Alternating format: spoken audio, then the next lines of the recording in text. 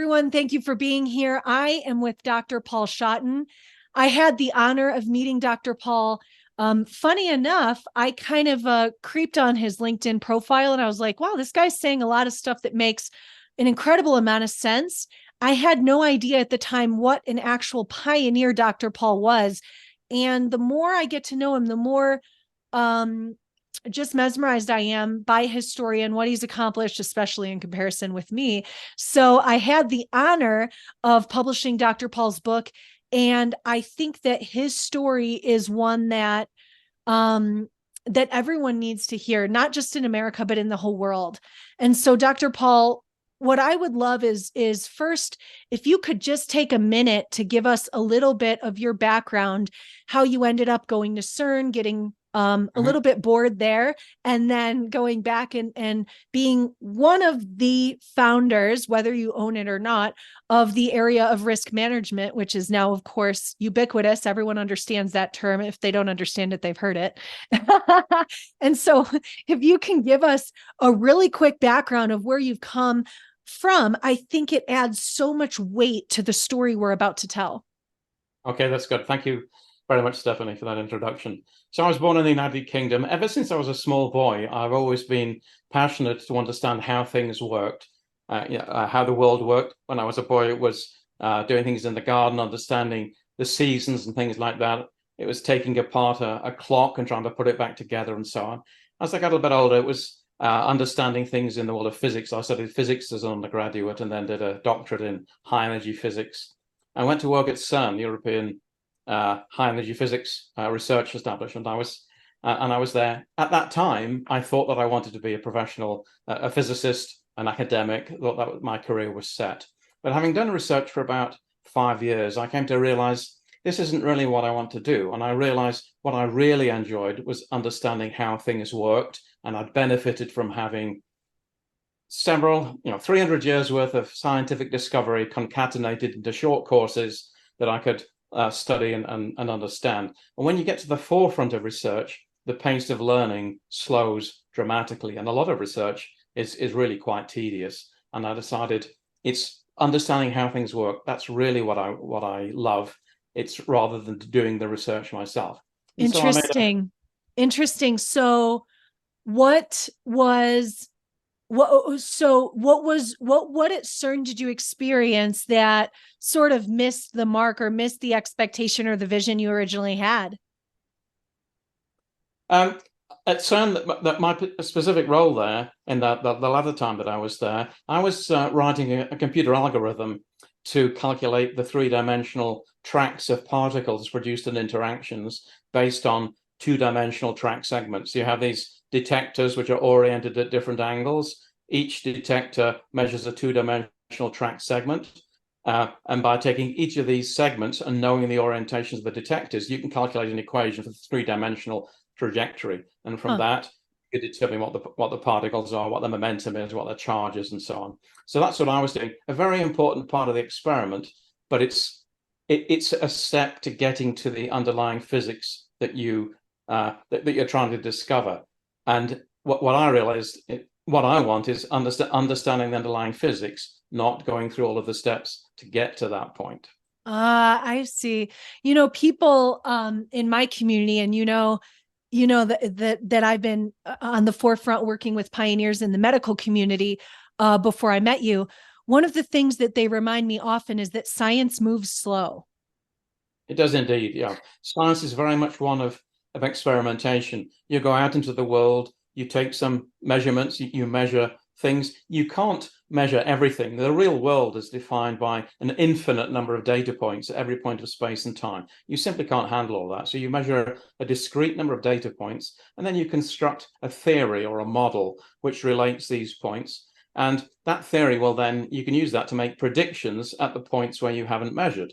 And then you go out into the world again and you measure what the actual world shows, where your theory has predicted, and you compare your theory with experiment.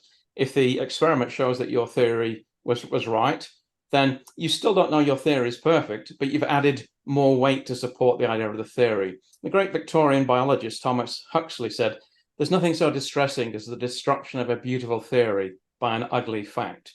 but that remains the case. Physics, the real world, is very much empirical, it's experimental. Right. And in every sphere of life, what we have to do, we can have whatever grand theories we like, but periodically, fairly regularly, we need to go out there and test how our theory works in the real world. Is it That's making right. good predictions or not? Thankfully, this has nothing to do with your beliefs, but for my audience, thankfully, I was able to use that argument in court when I was saying, I don't want my son to be a part of a medical experimentation.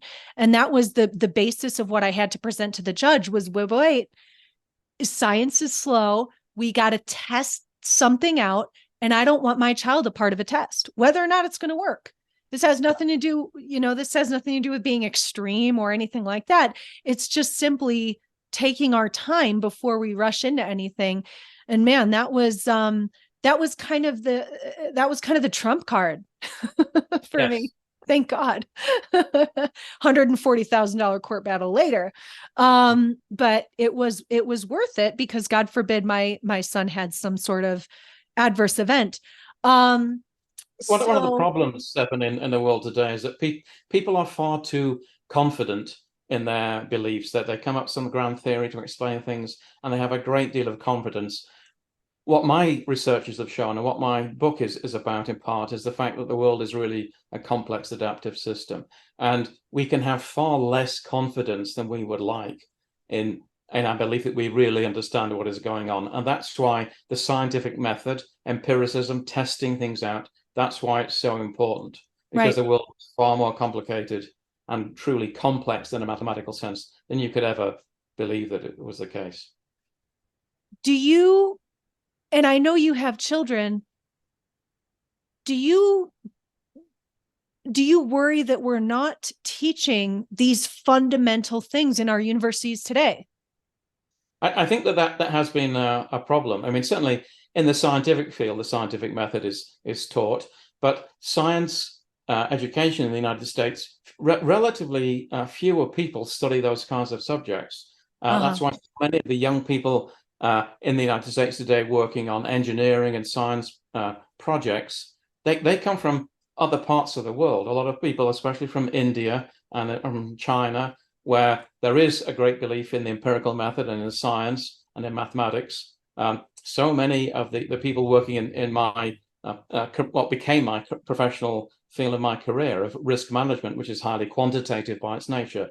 So many of the people doing those jobs nowadays come from South Asia, from India, from China, from elsewhere in the East, where they seem to have a stronger belief in the importance of the teaching of mathematics and science, and less of the liberal arts that the United States focuses on. Not to say that liberal arts are not important, absolutely they are, but I think we've drifted away from a lot of the scientific and the engineering, the hard science and the math background, which really underpins a lot of the technology and the progress which has been made.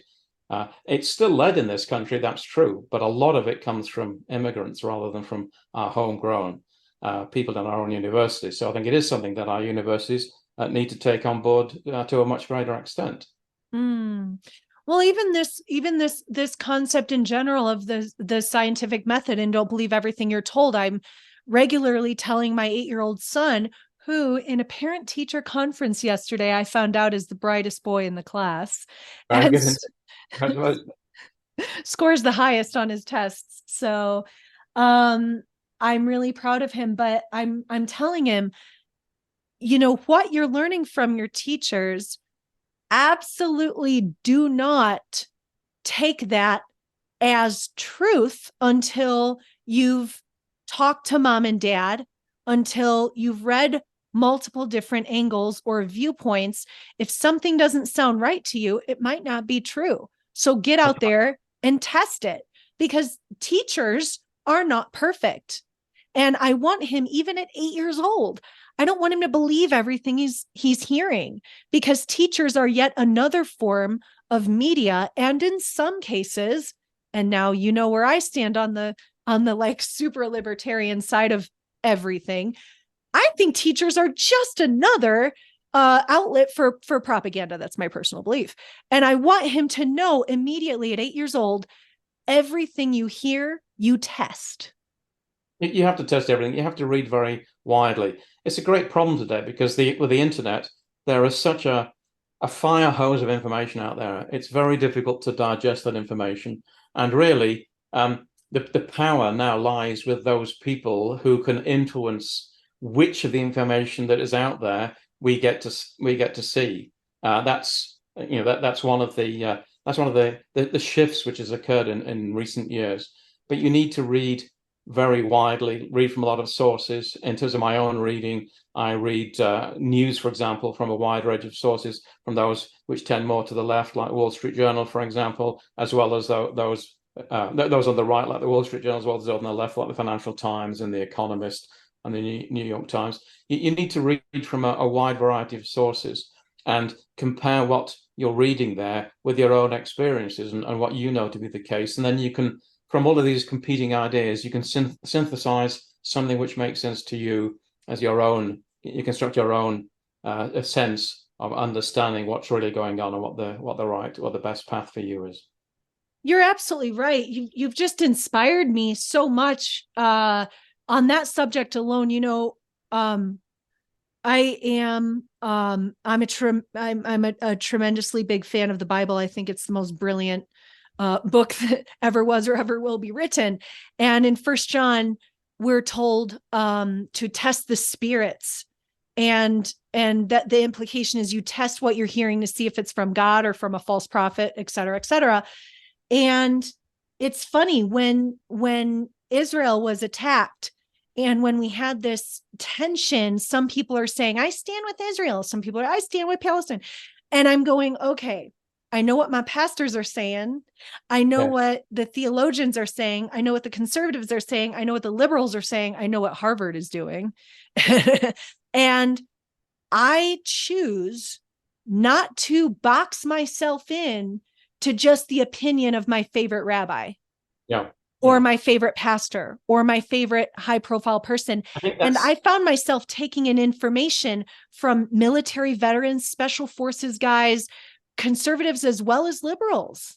Yeah, I think that's very wise. One of the problems that we have today is the increased desire for people to be able to compartmentalize you. You think this, and therefore you must also think this and this and this and this and this. They think that one or two facts about somebody enables them to be pigeonholed. You believe this, that means you're a Republican. This is your set of beliefs. This is how you need to behave. And that's simply not correct. People are far more nuanced in their opinions. They have a much more varied set of opinions on various different topics. They can't be pigeonholed, and they won't be. But the increasing tribalism in our politics is one of the worst things that I face. The idea that if you're a member of this tribe, then these are the things that you believe, and if you speak out against any of these things, then you're a traitor. That's very damaging for our political discourse. And ultimately, no matter how disparate our views are, decisions, wise policies, wise actions need to come from the center, where we can collectively we can agree to disagree about things, but collectively say, this is what we collectively believe to be the best course of action. That's the only way to make progress, to move forward. Yeah, absolutely. Hopefully we'll have more serious political candidates avoid the trap of red versus blue, because ultimately they're the same, two sides of the same. I think so. I mean, there's clearly great unhappiness about how the 2024 presidential election is shaping up, with two candidates on either side, which a majority of people in the country said they don't want either of them to run. That's right. What I'm really hoping for is that somebody can come, I wouldn't say from the center in terms of the center politically, but some new person can come which can embrace a broader set of beliefs in the middle of the country, where we can bring people together. There's a broad enough church to have a majority opinion and to make some wise actions on about that. And there are some sensible, some wise people out there. I think I do hope we will see somebody emerge from the center. Of course, there's a lot of pressure from the Republicans and the Democrats, a lot of pressure against that for fear of their candidate losing support to a third party candidate. third-party candidates historically have done fairly poorly. But I Yeah. just wonder whether the tensions in the country today are not such that it's actually right for a third-party candidate or several third-party candidates who have a primary amongst themselves could come forward to produce somebody who a majority in the country could get behind, given that there's such a lack of happiness, lack of satisfaction with the candidates put forward by the two major parties. Mm-hmm. Well, at the end of the day, it all probably, when it comes to politics, it's unfortunately not what's best for the country. Unfortunately, most people are worried about the money, and that's where you're really important, because what you see and what you're talking about in your new book, Doomed to Fail, is something that anyone on any side of the political debate can read without getting offended, because we live in a society where everyone's offended about everything.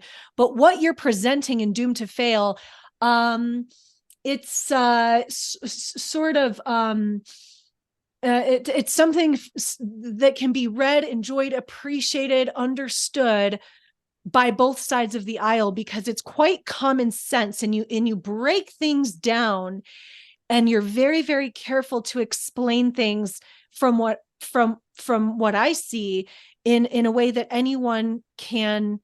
It's not like you're talking about, climate change or anything like that. You're presenting an argument, and I would like you to tell us what that argument is now, how you came up with it. I think that's right. I think although the book will inevitably be thought to be somewhat political, I describe it as by saying the axis of the argument in the book is orthogonal to a traditional left versus right, Democrats versus Republican. It's orthogonal to that. And my point is really about the fact that because humans have individual agency, we're influenced by lots of different things. We're influenced by the things we need to do for our children, our spouse, our parents, our friends, politicians, things that we see from influencers in social media and so on. We've got this complex soup of interactions impacting us. That makes society behave like a complex adaptive system, something which was its origins go back to the late 19th century, but a lot of work was done by people in my own field as physicists in the 1980s and 1990s. And these systems, it's a method which can be applied to all kinds of biological systems, like the populations of insects and so on, but it applies to humans as well because of this individual agency question. Complex adaptive systems have a number of very important properties. They're highly nonlinear. They tend to obey power laws. That means that small uncertainties or small changes in the input can give rise to huge changes in the output. This is the realm of chaos theory, and the butterfly flapping its wings in the Philippines giving rise to the formation of a hurricane over the North Atlantic. That's the kind of realm that we're in. Right. And they're deeply interconnected, which means that classic techniques of getting experts to come in and breaking a complicated problem into different components, getting experts to solve each piece, and then reconstituting the whole. That will work for problems that are complicated, but not for problems which are complex because of these deep interconnections. And the final thing, which is an important characteristic, they are adaptive. They change over time because people's behaviors influence the way that other people behave. And collectively, these properties are why the future is fundamentally unknowable. No matter how smart you are, operating one of these systems, any decision that you make, any policies that political leaders will make, they may be lucky for a while, make decisions that work out well, but over time, they're going to make an accumulation of decisions which turn out, with the benefit of hindsight, to have been mistaken. And you'll introduce a policy to deal with a particular problem, which will work well initially, but people will adapt to it. That they will change their behavior because of the new policy. And that will mean that over time, it will cease to work in the way that you originally intended. People game the system in some sense. So collectively, that's why I think the best form of political organization for a country is a democracy, because politicians tend to become very much associated with the policies that they propose and have espoused for a number of years. It would be not credible for a politician to say, this policy that I've argued for in favor of for the last 5 years, well, I'm sorry, it didn't work out so well. We need to change that and do something completely different. Here's what we're going to do now. Very hard for a politician to retain credibility, having abandoned their belief in a policy that they espoused for a length of time. And so the only way to get rid of the failed policy and introduce a new one is to get rid of the failed politician. And this is the reason why democracy is better than any other political system. It's because democracy gives us a peaceful way to remove failed politicians from power and to replace them with a new set of politicians. The big problem with autocracies, which is effectively what we have in Russia under Vladimir Putin, or we have in China under Xi Jinping, these are autocracies. And in an autocracy, the political leaders make mistakes just as much as they do in a democracy. But the problem is there's no peaceful way to remove them from power. So when they make a mistake, they tend to, and they get criticized for it, they tend to double down on their mistakes. They tend to repress sections of their own population. That's called ego. Yeah, they tend to repress sections of the population. They'll do boost support amongst their supporters. Sure. They tend to wage war on their neighbors, which is what Vladimir Putin is doing, having Russia wage war on Ukraine. So these are very disastrous tendencies. They can lead a country to disaster. Democracies are far less likely to engage in this kind of behavior because it's easier to remove a failed set of politicians from office. Now, it's fair to say that we've done things in our country which makes it more difficult to remove failed politicians from office. Well, yeah, of course. I mean, the Democrats are letting the Democrats, once Joe Biden took office, we went from 150 to 500 people crossing our borders illegally every day to 5,000. And I know that because I know a Border Patrol agent who gets the reports of the 2,000 miles of border every single day. We went from up to 500 to now 5,000 people coming into the country. Why is Joe Biden not stopping that? Why are the Democrats not stopping it? There's nothing nefarious about it. These people are going to vote Democratic. I mean, we have such incredible corruption. Talk about complexity. That's an issue. Oh, yeah. Corruption is certainly a bad thing in our political class. Unfortunately, you need to be very wealthy in order to get yourself elected in the United States. And then having got themselves elected to the Senate or to the House of Representatives, people use that as a platform to make a huge amount of more money for themselves. Indeed. Often doing things which for ordinary citizens would be illegal, like insider trading on the basis of privileged information that they receive. Nancy Pelosi. So our country is not perfect, not by a long way. There are a lot of things that need to be solved. And actually, in your book, though, you call it the least bad system. You didn't say it's perfect. You call it. No. If you're looking for perfection, you're going to be disappointed. Perfection does not exist. Right. It's the least bad. It's better than anything else. But our country certainly has problems. We've strayed a long way from the path that our founders originally set our country on. And those are things that I discuss in a new book, which I hope to publish next year. That book's called What Ails America and How to Fix It.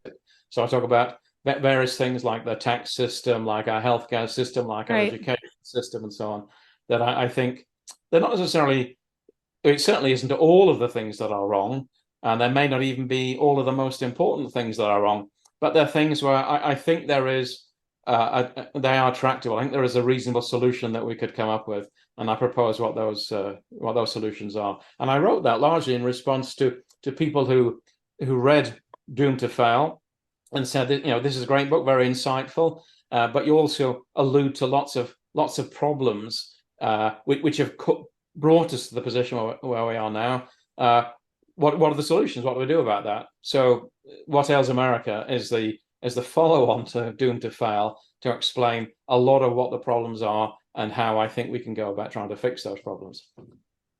The most important thing people want to know about your book is you have the theory. You've presented an argument for central banks failing. In short, yes. Tell us a little bit more about that. Put a little bit more color and detail on what you foresee happening in the fairly near future. Yeah. Well, the central banks, led by the Federal Reserve Bank of the United States, have failed in a number of ways. There are two very important things that they do. One is control of monetary policy. They set interest rates, which is the price of money. And the other thing is the regulation of the banks, which was the very original raison d'etre for the Federal Reserve when it was set up in 1913 after the 1907 Knickerbocker Trust crisis. But the banks, the Fed, I think, has mismanaged monetary policy, badly, and it goes back at least to the time of Alan Greenspan. Greenspan became Fed chair after Jimmy Carter had appointed Paul Volcker. Volcker retired in August 1987, and Alan Greenspan was appointed chair. Very shortly afterwards, in October 1987, the stock market crashed. The Dow Jones fell by 25% of the day, more than 500 points, 25% on the S&P 500. And Greenspan at the time did a sensible policy to keep confidence in the financial system, make sure there were no runs on the bank, flooded the market with liquidity, cut interest rates in order to support the financial system. That was the right policy at the time. However, it was very slow to withdraw it. And subsequently, whenever there was a crisis, so in the 1992 European exchange rate mechanism crisis in Europe, where sterling was ejected from the ERM, the 1994 bond market collapse, the Asian financial crisis in 1997, the Russia crisis and the long-term capital management default in 1998, the dot-com crash in 2000, the great financial crisis, the global financial crisis in 2007 to 2009. The Federal Reserve established a policy of rapidly reducing interest rates in order to help the economy. But this became an asymmetric policy. It became what was known as the Greenspan put option, and subsequently the Bernanke put and the Yellen put, as these two subsequent Fed chairs followed the same policy of reducing rates whenever there's a crisis in the markets. But they never raised rates aggressively when the markets were doing well. So this interest rate policy acted like a ratchet, not a pendulum that moved between, that acted contracyclically. It was a ratchet. And people got the idea, when something goes wrong, the Fed will have your back. And that caused too much speculation and a bubble to grow in asset prices. And it comes, there's a question of where the 2% target for interest rates, 2% target for inflation, which the Federal Reserve had, which was introduced by Ben Bernanke. There's a question of, well, where does that come from? What's the theory? Where's the idea, is the model that supports that? And that goes back to the Central Bank of New Zealand. There's no real data to support that argument. But the Fed's concern is that if inflation is too low, we run the risk of it turning into deflation. Deflation can become depression, such as the United States suffered in the 1930s. And the Great Depression clearly was bad. But the reason why that was so bad, it was because the country experienced asset price deflation. Farmers had borrowed against their land holdings to invest in seed and so on. A lot of stock speculators after the Roaring Twenties, they borrowed money to buy stocks on margin. The economy was highly leveraged, and so when prices have started to fall, banks foreclosed on the loans. They foreclosed on the margin loans that stock speculators had.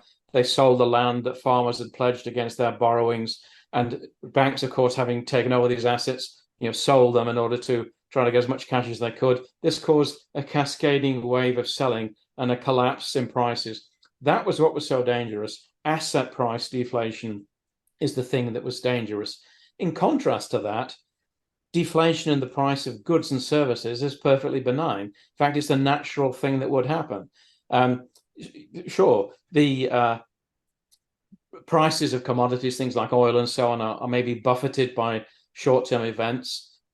If there's when there was a war in 1973 war in Israel at that time, oil prices spiked.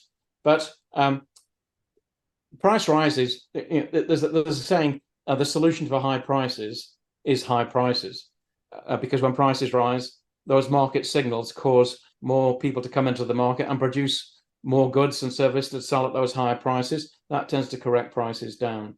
And people think, well, there's a fixed amount of oil in the world. The world's population is growing. We've used a lot of oil. So that means that the supply of oil has got to be dwindling. So surely that means the price has got to rise.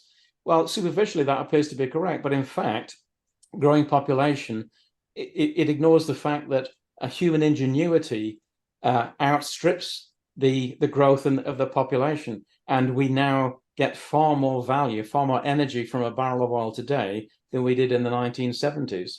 So the long-term trend in the price of goods and services is in fact down. Just look at the price of cars and computers and electronics goods and all that, the hardware that we have. The only goods and services whose prices have risen tend to be those where there's a lot of government interference. So things like the healthcare sector and education. But other things where the government, which are less regulated, so the kinds of computers and TVs and cars and things like that, price of that, the long-term price trend there is in fact down.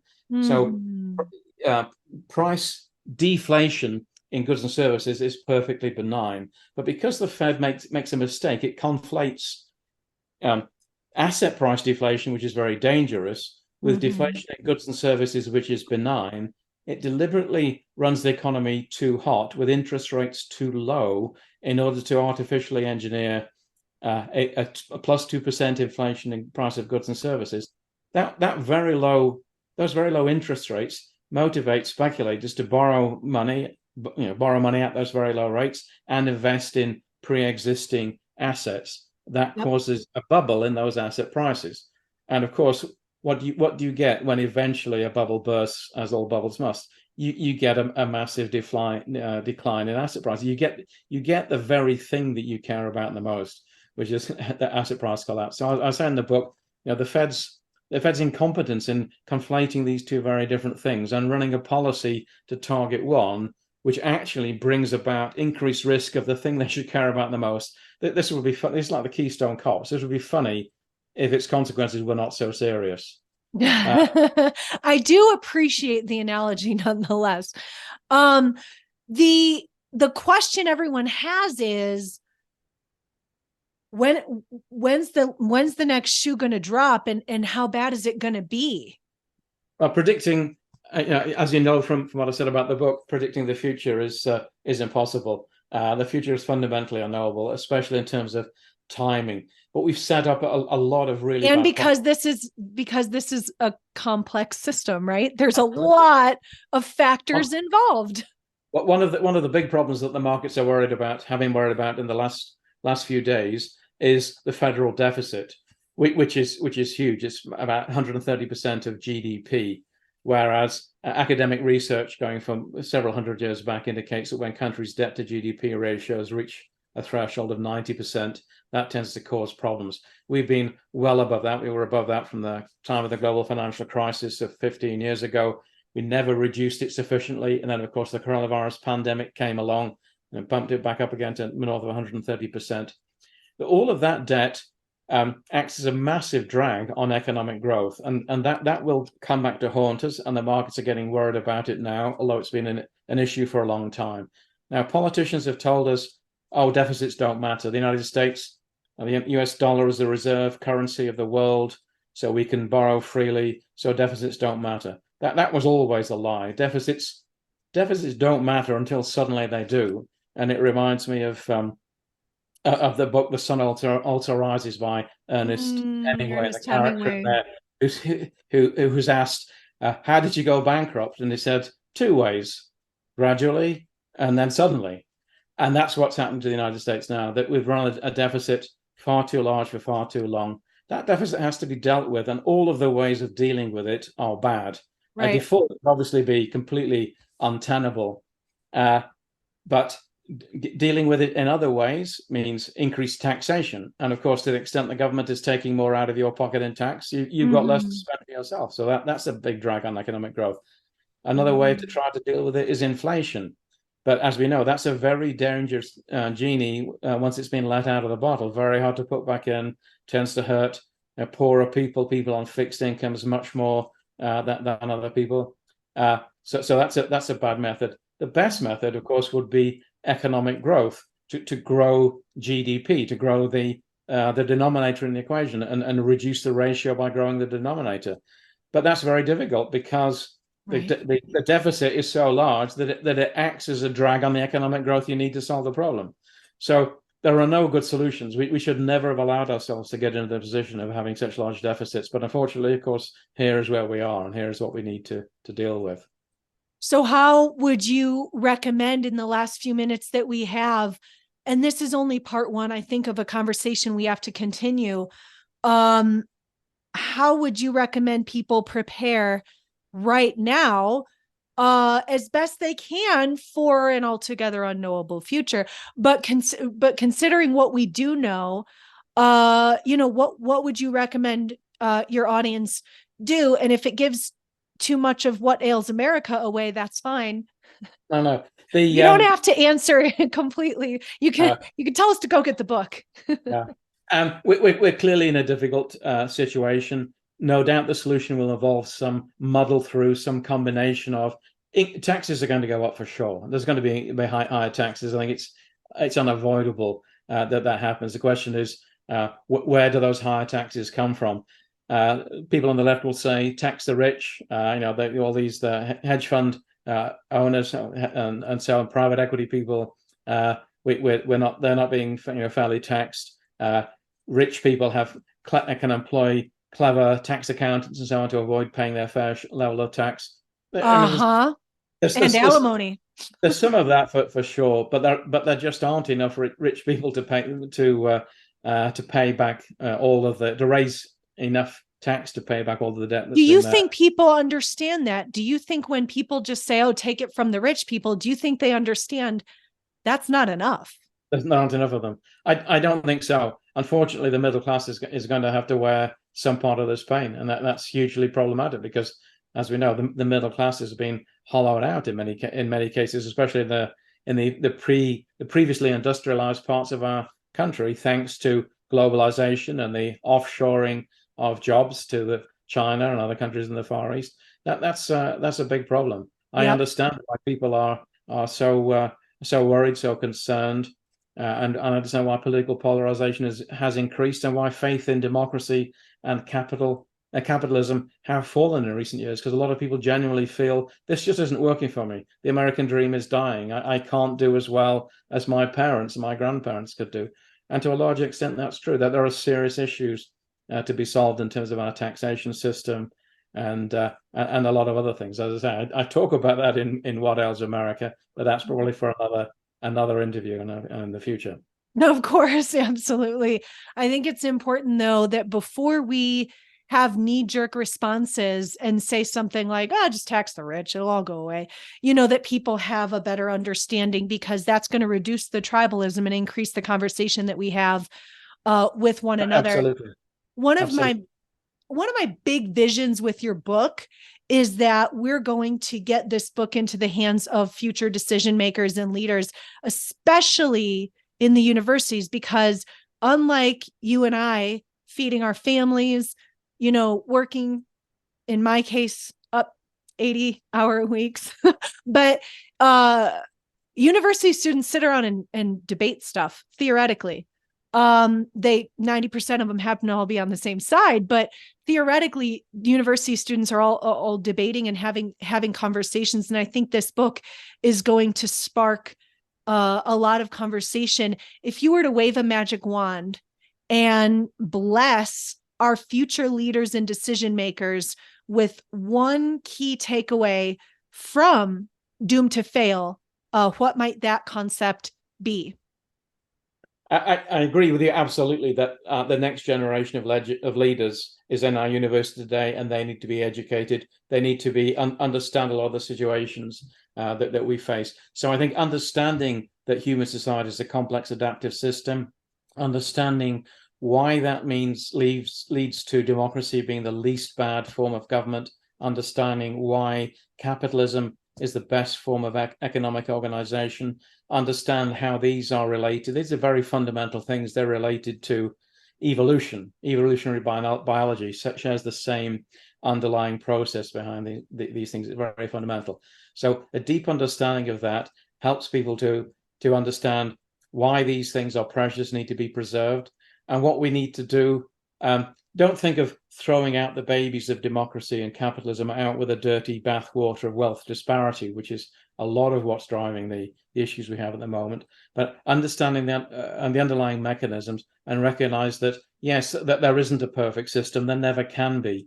The adaptivity process which society experiences means that there never can be a perfect solution. No, no. Eternal vigilance is the price we must pay in order to keep our democracy healthy. But That's right. recognize the least bad form is that's the single most important message that I would give.